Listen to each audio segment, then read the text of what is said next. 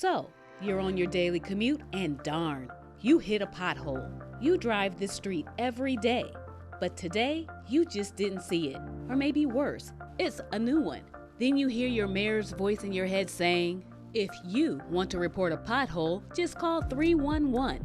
Here's what happens next. When you dial 311 in Los Angeles, you're connected to a call center of specialists who create service requests for repairs to our streets.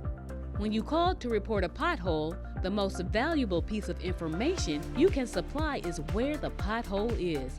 It can be super difficult to know exactly where you are when you hit a pothole.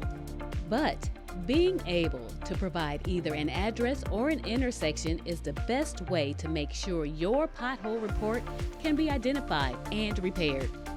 311 call center operators input requests for pothole repairs on the same interface that you do on the MyLA 311 system.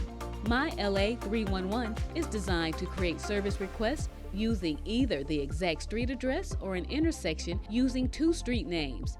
From there, Street Services takes over your service request.